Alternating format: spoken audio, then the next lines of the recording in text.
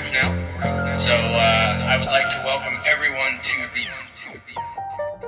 Second String Debate Team podcast.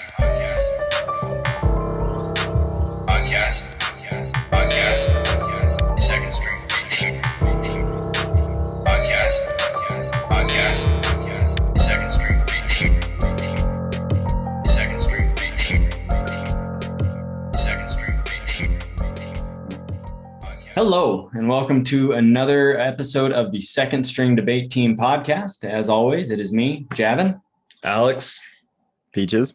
We got that right for once. Holy shit. And I just wanted to start off. I'm very excited about today's episode. Alex and Peaches are going to use this platform for what it was originally intended for, a good place to, discuss and mull over some ideas about different American values and beliefs. I'm really excited because I know very little about either side of their discussion. So I'm kind of going to be here as more of a mediating party, just a natural part of the conversation. So without further ado, take it away, gentlemen. Yeah. So I think this whole conversation, we've kind of had this before off camera before. But we kind of thought we should cut it short in those conversations and save it for this platform. So one of the things that I kind of brought up to Peaches a while back was, I've seen and heard this multiple times where the guy who ran over people in Charlottesville, the right-wing media claimed that guy was Antifa. There's been even the people who tried to kidnap the mayor, was it Michigan or the governor? They were saying that those people were Antifa and they wanted to kidnap her because her lockdown measures weren't strict enough, when it turns out that they were all actual right-wing people. And then not even right-wing, those were actually Boogaloo. Yeah. So, but my point in getting to this is I'm trying to lay out the idea that, even the Capitol riots, people were claiming that Antifa was part of it. And even one of the House representatives went on the floor to say that. And it was all based on a report in a newspaper that was, if you read the actual original report, was something that resembled about a high school level writer. There were no sources named in it. And all the examples they gave were from photos from an Antifa Facebook page, but the original photos had been cropped. And what you didn't see is the fact that these images that were on the Antifa website were actually there to call out the people seen in the images. They weren't associated with Antifa. And then we get to even now with the power grid in Texas, they're claiming the Green New Deal is bad and solar or renewable energies are the reason that we're having this issue. And the whole point of bringing all these up is claiming the boogeyman. They always seem to be claiming the boogeyman without any real proof or facts. And the reason I wanted to talk to Peaches is none of that is true that I just brought up.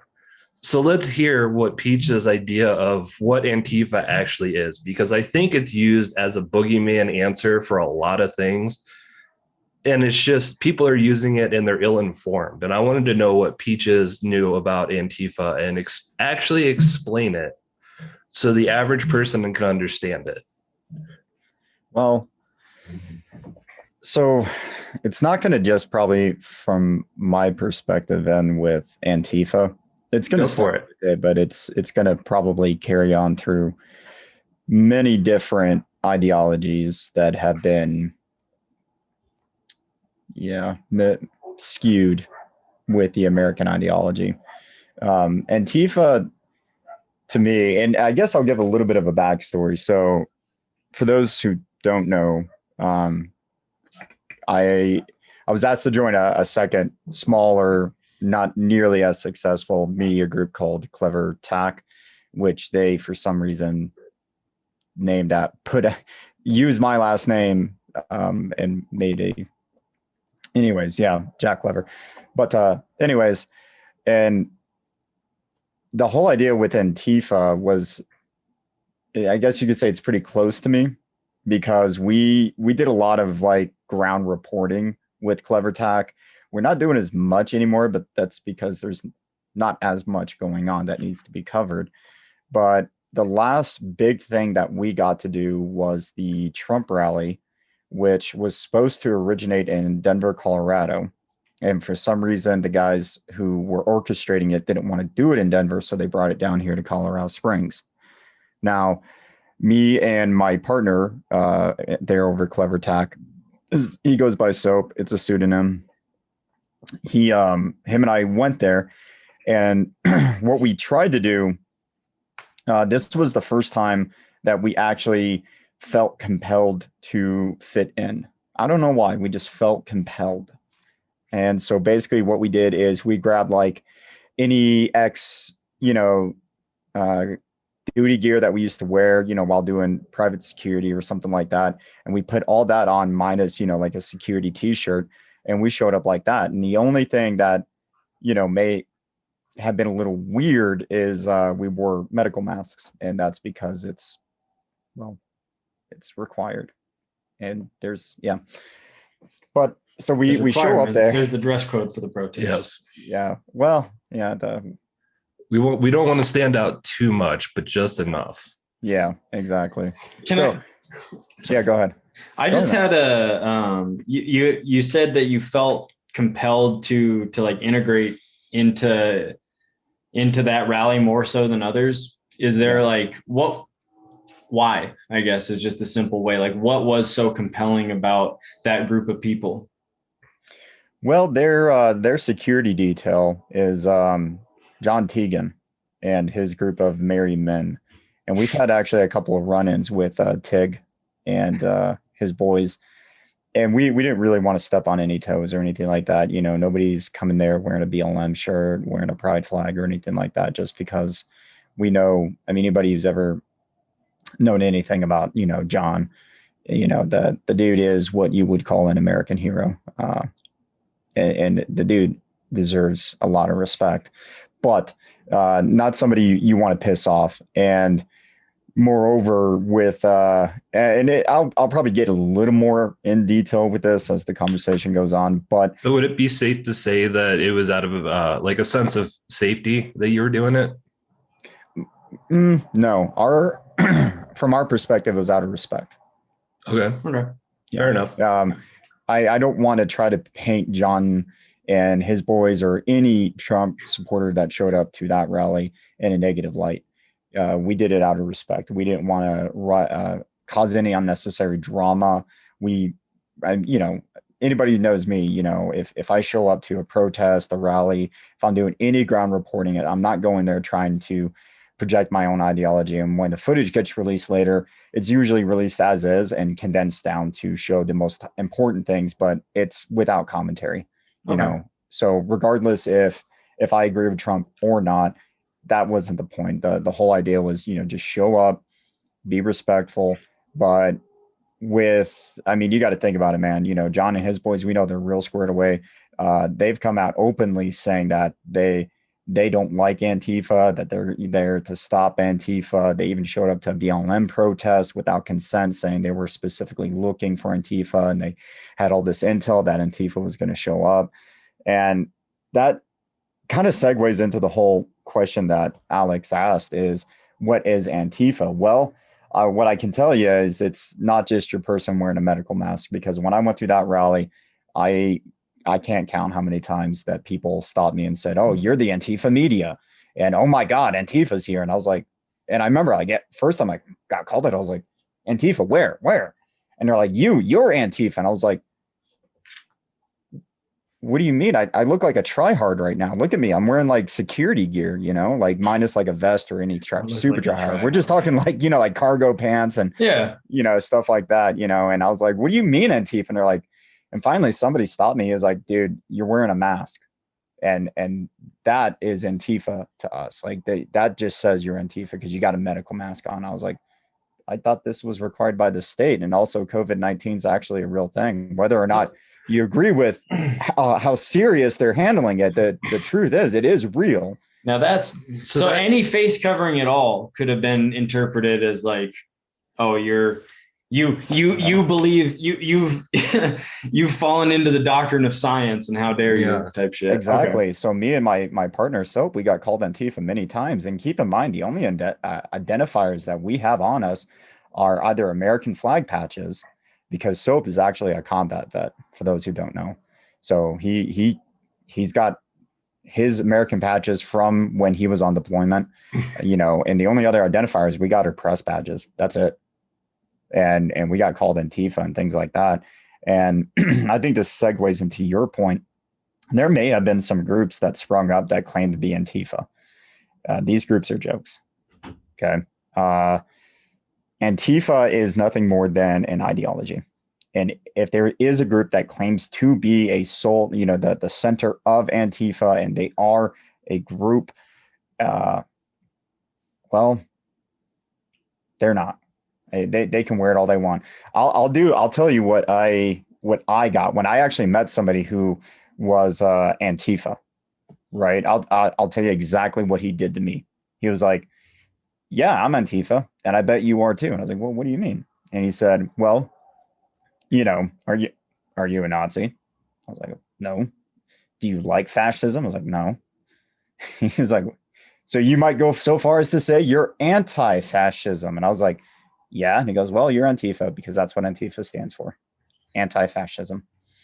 Right. Like, okay. So, when people were calling you Antifa, the Antifa reporters or media, did you feel like the fact that you were taken back kind of goes to my point again, where it's this boogeyman ideology that they're always looking to point and be like, that's the reason why, with no fundamental understanding of it or back up with any evidence either.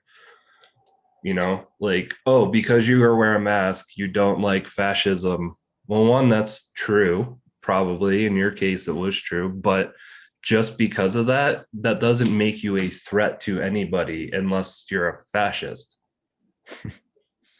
I like to think of it this way. I'm not sure, I think you have a point to make with the whole boogeyman scenario. For me, I was listening to Jordan Peterson, Dr. Jordan Peterson. And if you don't know who he is at this point, well, suffice it to say that he is a clinical psychologist. He is incredibly smart. And whether you agree or don't agree with him, the man definitely has some things to say that everybody should go listen to. Also, he's kind of like the modern day Nietzsche. I feel like, the concept of the Ubermensch, the overman. Anyways, I digress. I was listening to Dr. Peterson talk, and he said something. He's like, what's worse, to be ignorant or stupid, right? Because we've all heard the adjective, the phrase. Yeah, there we go. You can't fix stupid, right? And he was talking, and he said, is it better to be ignorant or stupid? He's like, it's better to be ignorant, because if you're ignorant, you just simply don't know. But if you're stupid, that's usually a choice, right? To remain ignorant can be fixed, because you can learn and you can understand, and then you can take an educated position from there.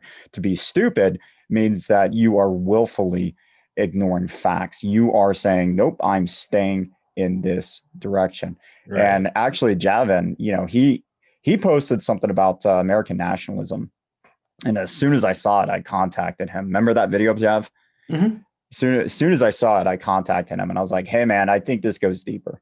I was like, I think it's not just, American exceptionalism or anything like that. I think what we really have an issue in America is an issue with hyperpartisanship and ultranationalism. And I think, we have apathy and complacency that's plaguing America right now. So, Alex, I think you got a point, but I think it might go a little deeper. And I think that's kind of what I'm trying to bring to the table. Oh, it does. And so one of the reasons I wanted to bring up why I'm not just claiming that there's a boogeyman, I wanted to bring up the reason why they keep doing it. Okay. And that is in marketing. And let's be real, propaganda is marketing. It's just political marketing, basically. So one of the things that you do in advertisement when you want to get somebody to buy a product, right? The adage is like, you have to see an ad about 25 times before you'll actually engage with the product. Like the first couple times you won't really think about it or hear it, but it slowly sinks in. And so all these boogeyman claims, what I was going to relate to is it's very similar to marketing. If you just keep going out there and keep repeating Antifa, Antifa, Antifa, boogeyman, boogeyman, boogeyman, the first couple times you'll be like, probably not. But if you keep hearing it over and over and over again, whether or not it's predicated on facts, doesn't matter. It's the repetition of the message that finally takes hold in people. And, we use that in marketing every day. And it's so funny because one of the head organizers of the BLM protests down in Colorado Springs, Colorado, was accused many times. In fact, he was actually doxxed. And I'm just going to come out and say, because, I like Teague. I actually think he's a great guy and he most certainly deserves the respect. But yeah, one of his merry men tried to infiltrate the BLM protest and actually ended up doxing this organizer of the protest with false information. They doxed him as the treasurer of Antifa. And I've never seen a more dumbfounded response to being doxxed. When I saw that particular gentleman, when he saw that he had been doxxed, he was like, I don't even know what to say. It's like, there is no Antifa organization. And if there is, that's news to me. And at the time, there really wasn't an Antifa organization. A few have popped up now and then, claiming to be Antifa. But at the time when this doxing happened, there was not, at least in Colorado, there was not an Antifa organization. It remained nothing more than an ideology. And he was like, what do you mean I'm the treasurer of this ideological movement that has it's not centralized at all. It's completely decentralized. I don't understand, and and that falls into exactly that marketing scheme that you don't have to actually have facts. You just have to repeat it over and over again, and people will start to believe it to be true. So I do have a question on that though. Like, I think that the way that you explained it about it being a decentralized organization is important, but like, where do you think there's a fine line between the ideology actually becoming a group? You know what I mean? Like, you see that a lot with different things that have been decentralized before, belief systems, things like that people get very carried away with, and they take it away from its roots and they do make it into an organization or something, because I think that's just kind of, unfortunately, it's kind of part of human nature. You get someone that's so passionate about it, they want it to become something more than what it was originally intended. And now you do have a group. Like, do you think there's a fine line there? There could be. The actions taken by a large group can completely destroy an ideology. I mean, nobody's going to wear a swastika nowadays and say, that was, what was it, a Hindu love symbol or whatever it was at the time. I know I sound super ignorant, but I know the swastika prior to the adoption by the German Nazis was not meant to be a symbol of hate. But now nobody's going to do that and try and justify it in the fact that, well, before the Nazis used it, you're not going to do that, right? But you would hope not. But I have a funny feeling. Please don't wear a swastika, people. Please, even if you don't support the Nazis, don't do that. And if you do support the Nazis, fuck you. Well, I mean, DIA is laid out like a swastika, so just it is. I'm not going into conspiracies, my man. That's not this But podcast. with the same respect, despite Mao Zedong and Soviet Russia, there's still people who are staunch communists out there. In fact, for this article, I interviewed a very high level intellectual who is incredibly educated on communism, and they can still carry that banner despite the hate from the American populace that points to these major regimes that failed and weren't actually true ideological movements. That brings up another important definition that I'd like to address too, is I think a lot of the times people, again, looking at the boogeyman, and this to me is hilarious in the idea that they say, Antifa, they use Antifa and communism or communists like almost interchangeably when they're referring to the boogeyman.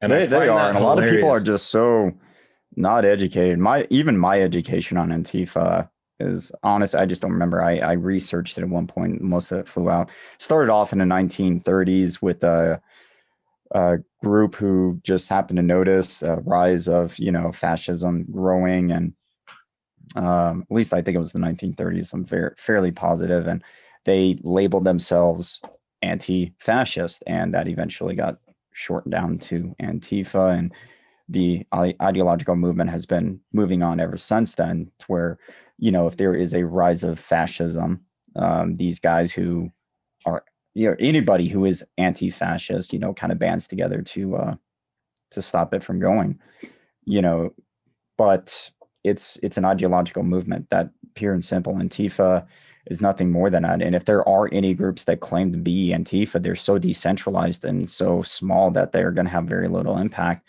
to the point where I could even tell you if they did exist here in Colorado, because they're that small. Yeah. Well, and I think too, it's, with you bringing up the point of the boogeyman, I think it's important to know that, like, there's always a narrative that causes two boogeymen that distract from the actual, wherever the source of the issue is coming from, at least in the case of the media that we have. Like, if you're talking about, Antifa, right-wing media is going to, as Alex said, everything is Antifa's fault. Antifa, communism, keywords, this and that. But the left wing has the same boogeyman, if you will, where it's Republicans, right wing, and gun violence. And it's that's sort of their cop out as gun violence. Yeah, always. Yeah. And a crazy ideological movement that leave white men to go out and murder in the name of racism and anti-Islamic rhetoric and whatnot. Yeah, and I think it's important to see that, like, just in the way that the right wing media will say everything is Antifa or this and that, they what they do is they lump together different things to have one sole definition. Anybody that's left wing is now Antifa. And when you look over at what the left wing media does to the right, they do the same thing, where they lump all conservatives in with these far right Trump supporters. Because I think there needs to be shown that there is a difference between somebody that is an actual conservative and a Trump supporter. Those are two different ideologies. They don't exist on the same plane. You know what I mean? And it's like all of this has been lumped into the same one way, like no matter which way you look at it, every side has a boogeyman, when that's not what the real problem is. That comes down to one of my original points, when I talked about, partisanship and really the plague of hyper-partisanship. What we're seeing is a two-party system that doesn't allow people to think outside of the box. And that's why they're forced to group it together. If I'm Antifa, I'm a Democrat. If I'm a Democrat, I'm a liberal. And if I'm a gun owner, I'm a Republican. And if I'm a Republican, I'm a conservative. And if I'm conservative, I'm a Trump supporter. Yeah. And that's because we have this very limited ideological movement within the American political system that we do not have the ability to. It's like newspeak. I mean, I hate to quote it. It's kind of cliche, but it is. It's like newspeak. 1984, George Orwell. Where they're limiting thought, and are doing that through the usage of language, at the end of the day. And I think that comes back to, the propaganda band. Skibbity bop. What I'm trying to say is, like, the way the news tells the stories anymore, they try and take complex issues and get your attention quickly. And the best way to do that is to narrow the scope of the story and give you just the key elements. And in doing that, here's the bad guy, here's the wrong thing, here's the right thing, rather than have an actual coherent, full explanation of what's going on here. And I think that fundamentally is also part of the reason why our party lines are so divided, because we don't have the time, and most people don't have the capacity to actually sit there and listen to what the real issues are. Well, Alex, actually, and I completely agree with you. And what I did is I've often referenced this quote, but I'm actually going to pull it up and read it off verbatim, because what you just said is very similar to what Noam Chomsky said. So I'm just going to read off his quote. We read the same books in college, but I know, but I'm doing it for the viewers, not you.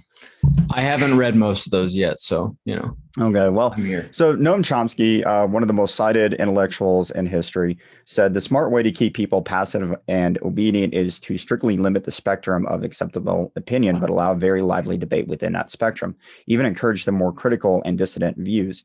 This gives people the sense that there's free thinking going on, while all the time there's presuppositions of the system are being reinforced by the limits put on the range of the debate. So, Alex, to your point, I think you're really driving it home that, the idea of, American corporations and American media and American politics are just becoming slowly squeezed into one giant oligarch. Yeah. And I don't think it's just real quick. I think it's also, it's not a byproduct. I think it's actually being done intentionally. Agreed.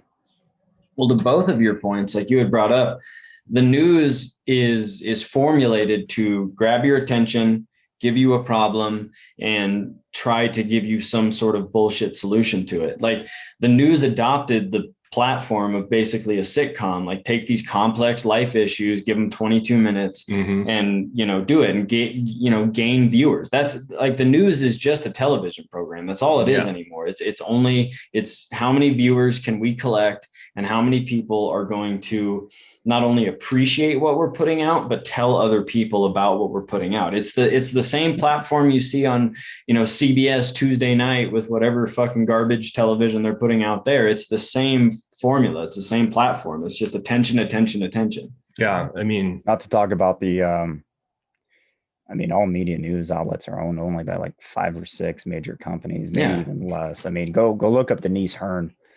She briefly touched on, the myth of capitalism in America. And this was briefly touched in a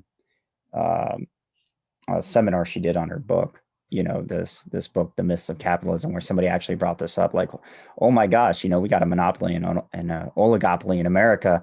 And we're not this, blah, blah, blah. And then they're just like, have you taken a look into like media? Is it kind of the same? And she just like, for a second, she's like, oh my gosh, yes, it's exactly the same.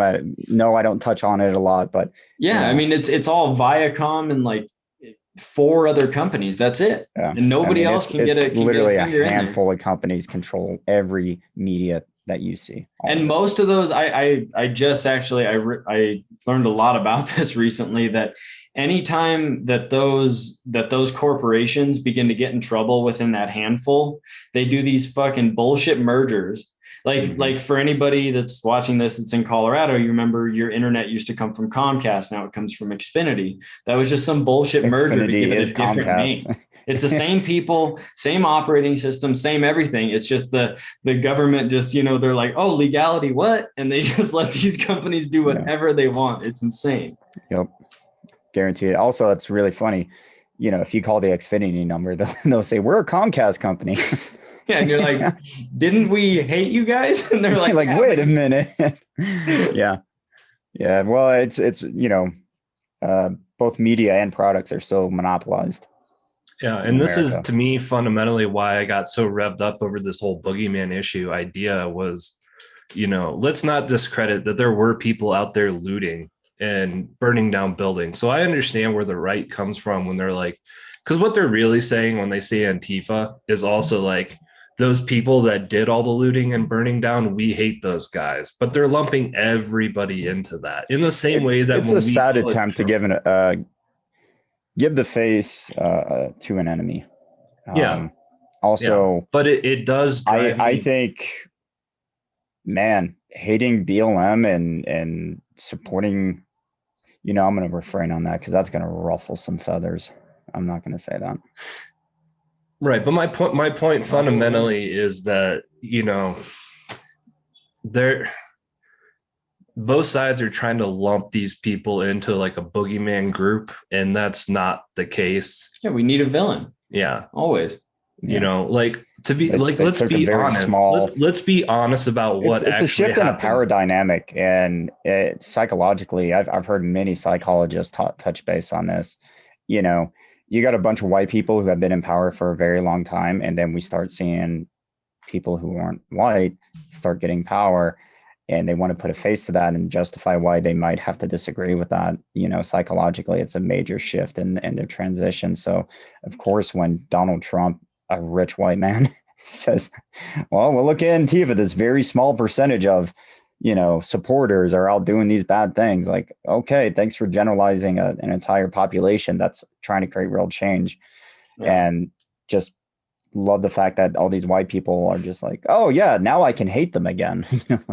Well, we love being polarized, man. Like as a society, we really do love being polarized. It's so easy to every good story has to have a hero and a villain. And like most people that, are so lenient towards one side or other of the spectrum, they view themselves as the hero in this narrative. They're patriots, or they're doing the right thing, or this and that. And it's just, we're constructing our own stories, our own little realities, and it's terrifying. And that right there should be a red flag to everybody.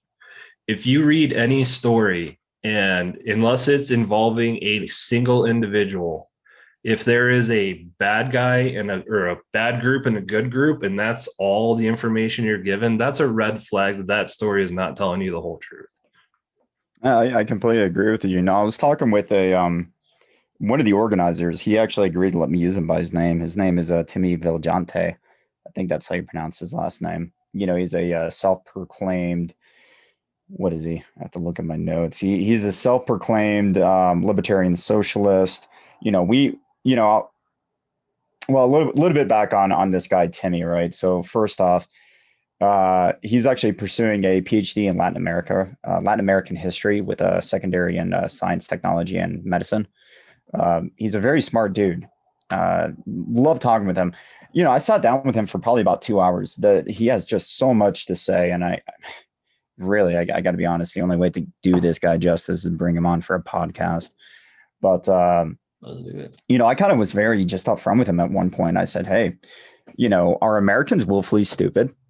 Like what's going on right now in America? We struggle with this concept of, free thought and hyper individualism that is portrayed by the American government, yet seems to be so paradoxical, right? It's actually the exact opposite of hyper individualism. And he just said, it's simple. People are governed by emotions. We got these preconceived notions of what really govern our reality. And whenever something doesn't quite fit the narrative, we're going to make it fit. We're going to squeeze it, whether it's through misinformation, through outright lies, through willful ignorance, whatever it is, we're going to make it fit that narrative. Yeah. And that harkens back again to all the marketing techniques that are used. You use emotion. Yeah. The only time you use facts to sell anything is if you're selling business to business. If you're selling directly to the consumer, you use emotions. Yeah. And it's sad that, and this kind of goes back to a point I made earlier, big business and government are one and the same. Whether it's through lobbying, whether it's through tax breaks. I mean, Jeff Bezos got let off easy in 2019. Let's see how 2020 goes, and that man only got richer, at the end of the day. And nobody's really caring about what his workers are treated like, or how he's undercutting, other businesses, like the whole diaper scandal, that took place a few years ago. I mean, and by all accounts, he's a megalomaniac, and his company is an empire that's a complete monopoly. Yet, when was the last time you've ever seen an antitrust law get enforced in America? It's been a while. Yeah. Yeah. Yeah. Fuck, man. Well, but I guess what I'm really trying to say, Alex brought this up to me. Sometimes I say facts, and that it's a true fact, but most people aren't quite tracking on why I may have said that. What I'm trying to say is you're being treated like a product. Yeah, because you are. Yeah. Even with the idea of social media, social media is free because you are the product. Your data gets sold to other companies. Exactly. And they use that to market shit to you. And the government, they're going to treat you just like that. I mean, during oh gosh, I need to look it up, but it was it's the whole big bang Federal Reserve thing when they agreed to create the Federal Reserve. there was an article during the Times that was actually published that said, America just got sold. And now we have all these things like, the birth certificate and social security number and all these things that they treat you just like a product. You are the product and they got to keep tabs on you. That's why they have all these things to keep tabs on you as you do it, And I know it's a bit far-fetched, but kind of not.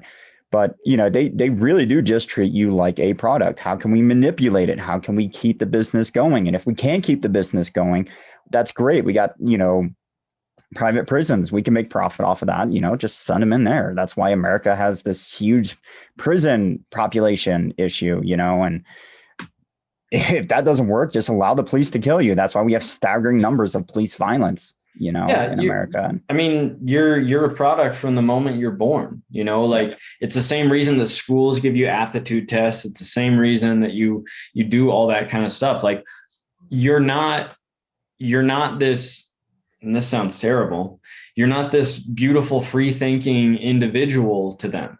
You are you are literally just a cog in the wheel. You're something that can fill a role or you can't, and Agreed.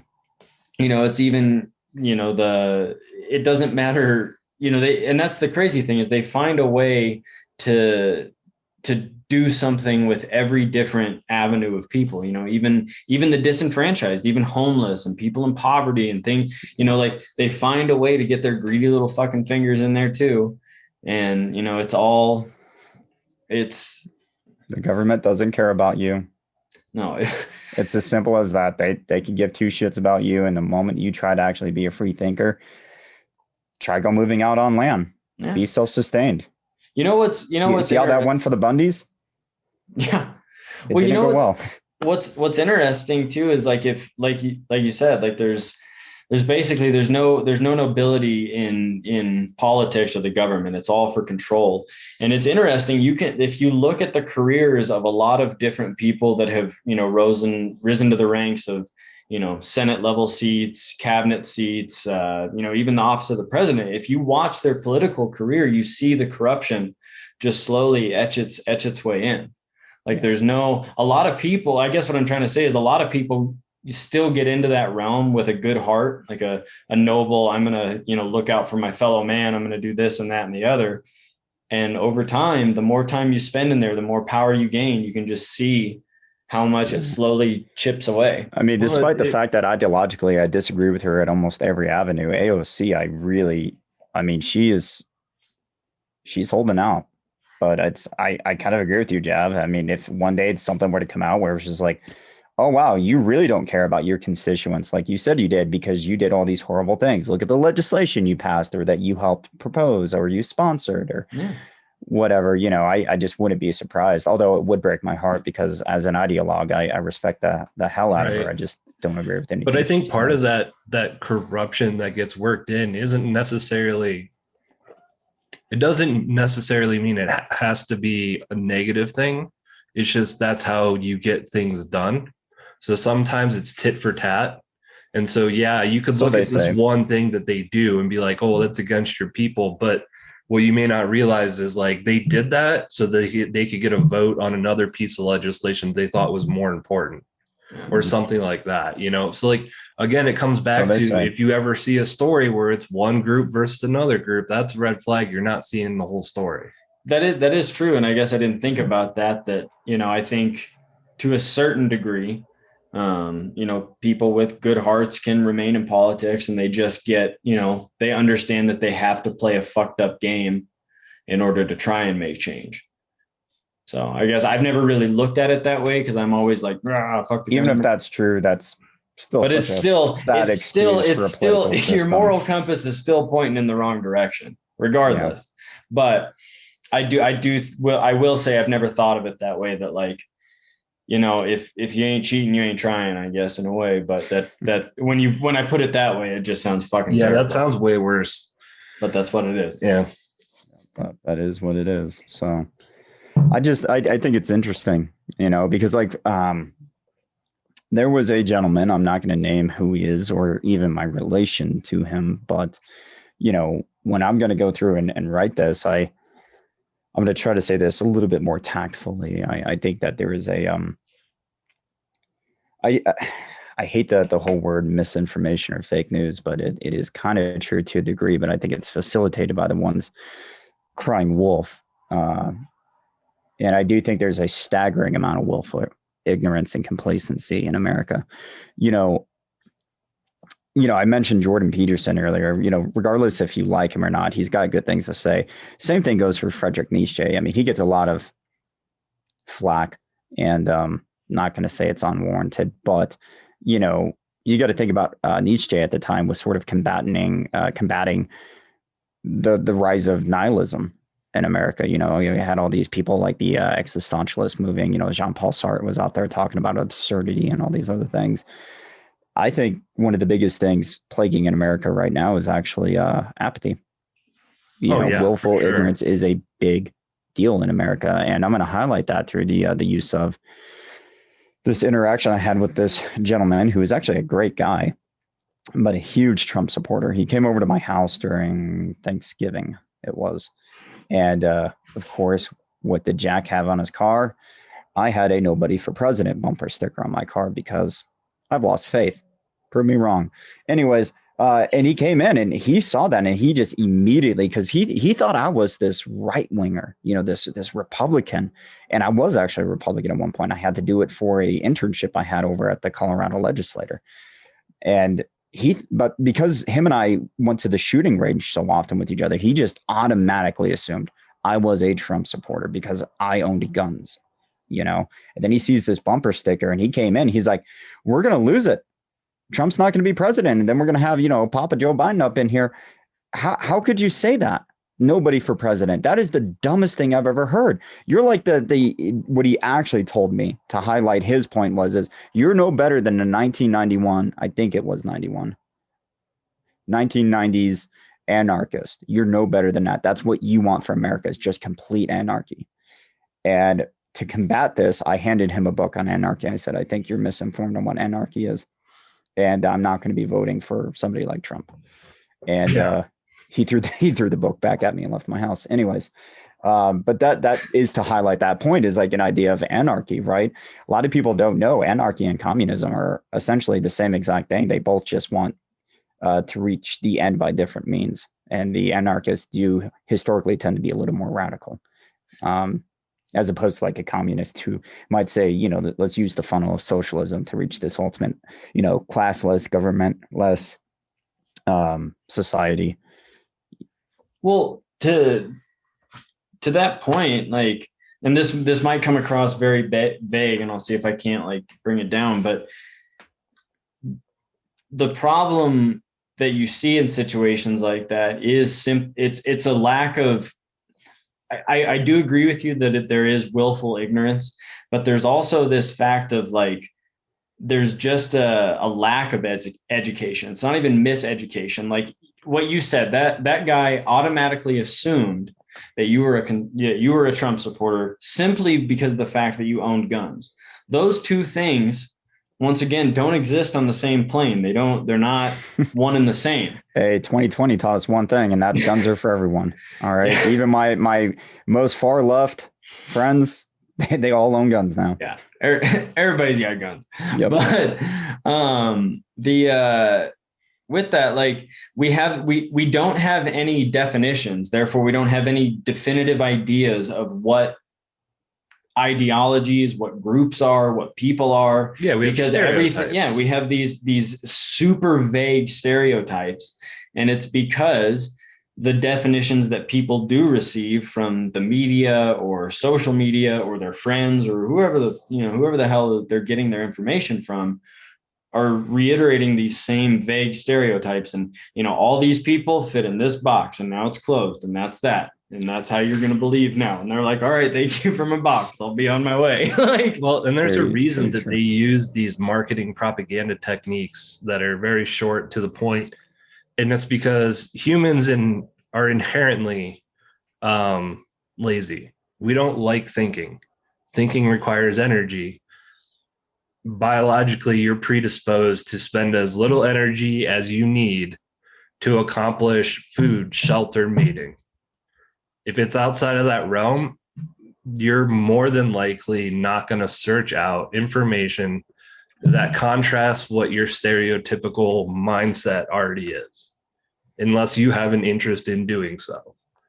What about all these outliers like you, Javin, me, the hundreds? I just literally said that, unless you have an interest in doing so. Well, But at the same time, our interest, I'm not entirely sure I can agree that it's innate. I think there is something much greater going on in America.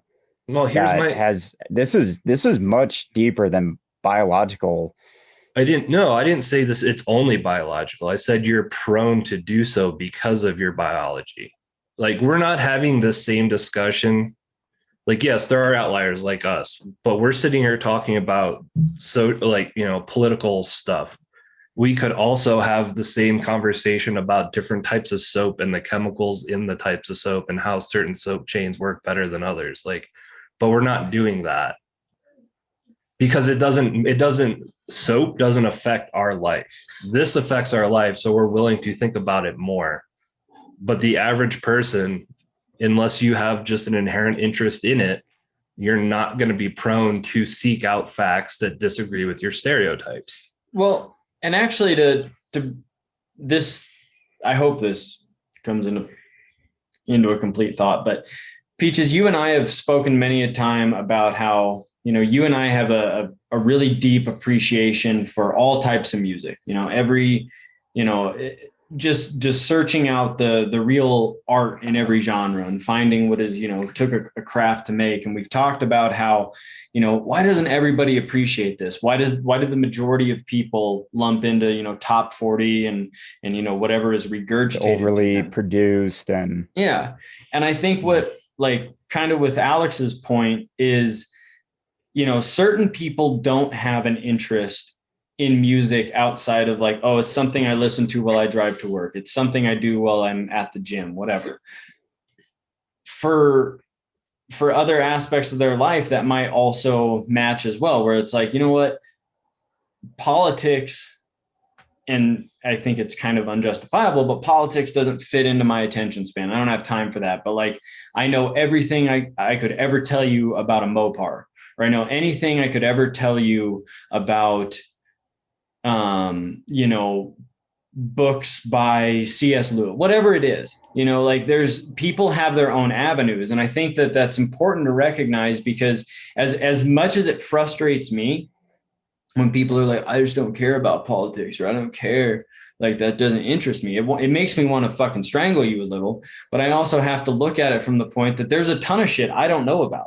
Like, I think to Alex's point is like, wherever your attention is drawn, wherever that focus is, that's where that extra energy is going to be spent. Yeah. And so it's because it takes time, requires energy for you to do it. So unless you're interested in it, you're not going to seek it out. And that's all I'm trying to get at. It's not that people don't do it, but you're less likely to do it. So we're apathetic by nature. If nature. we were to consider that to be true, then what about all these other sort of activities? I mean, we got people who are experts on fucking Kardashians. Yeah. I mean, that only I don't want to be one of those guys on a podcast that's like fact. But it may only further prove the fact that we are willfully ignorant if the idea of something like politics is not something that you consider to be on your forefront, but you can tell me how to take apart a Subaru, I mean, you're a walking schematic at that point, right? Yeah. I mean, have you ever talked to hardcore Jeep dudes? They will reference a part with the part number followed by it. All right. If you got that much time to talk about a car, trust me, you can invest a little bit to tell me why is Kamala Harris such a big deal in the Senate right now? Oh, you do have the time. You're just not willing to invest the time and energy. That's because difference. We're willfully ignorant? ? Yes. And I think I see that now. It's like, I guess to almost contradict my last point a little bit, I understand why certain people, because like you'll talk to people that are like, did you hear about this fucking bill passed 7 minutes ago? And you're like, no, I didn't, man. Like, I have no, what are you talking about? That's me. And I apologize if I ever did that to you.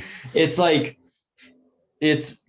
I can empathize a little bit with the whole like, oh, politics doesn't entertain me to this and that, but I can also get on board with the fact that if you like, as a good citizen of a country that's supposed to be, democratic and free, you should educate yourself. I stand by that. Like, I think if you're willfully ignorant, you're not doing your part as a good citizen. You're just being a dipshit. Right. And that spans borderlines or even state lines at that point, this is probably something a lot of countries do not take for granted, but I see this a lot in European countries, and I see this a lot in American politics, but go to Latin America, somewhere down. If you were to go down to Brazil right now, I guarantee you those people are very knowledgeable on what's happening politically. It's the same thing. If you were to go somewhere in Africa, they know what's going on.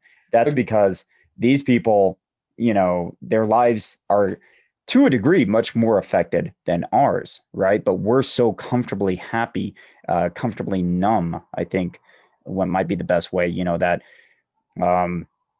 it's like that the freaking Dostoevsky and the brothers Kamarov, like if I let them be fat and happy and have sex and do drugs, or, even Aldous Huxley's Brave New World, if I just give them a little bit of soma, they'll just shut the fuck up and let me do what I want. And that's sort of what we're happening here is like the American government, or even, the British government. And, I might go so far as say like maybe even the Netherlands, all these other countries out there, Yeah. If they just let their citizens kind of, for lack of better words, be super hedonistic, then the government can basically strip away human rights and sort of create you in this little package and sell you in a metaphorical sense.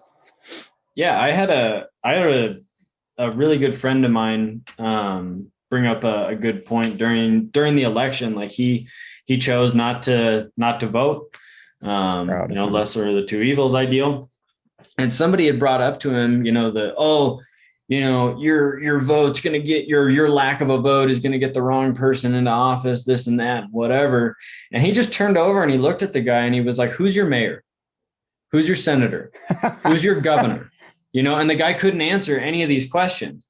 And he was like, shut the fuck up. He was like, because if you can't recognize the problems on a small level, I don't need you talking to me about them on the largest level. Like, and to go to your point, like that is one thing. Even at a state level, we are so comfortable that there's so much. And that's why you always see things on social media of people like, well, how did this new gun legislation get passed? And it's like, because you don't fucking read anything, because you don't know until the aftermath. Like, there have been people outside of your King Supers going, hey, can you sign this? Hey, can you do that? Like, there's people out there that give a shit. You just care on the back end of it. Yeah, exactly. Yeah. So you're willfully ignorant because of your biological predisposition for apathy. Okay. I'll concede to that. Do you want me to hit him with this box? Yeah. Hey, for the first time in the second string debate team's history, Alex and I actually just came to an agreement. I think, holy shit. Yeah. Normally him and I are constantly trying to push each other. And it's so funny because like if we were to sit down and have a beer with each other, we literally agree on everything. Mm-hmm. But we try and push each other really, really hard. So whenever we have entertainment pleasure.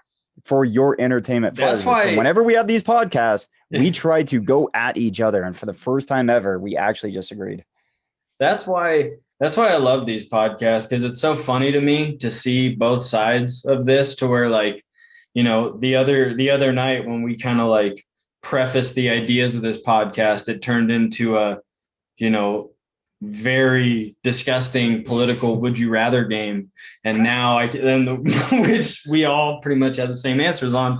And now it comes into this like, actual, for any of you wondering, this is what an actual debate should look like. No. Like if you can do it civilly and still be friends, because after this, I'm going to drive up to Denver and I'm going to hug Alex and he's going to be my big cuddly bear.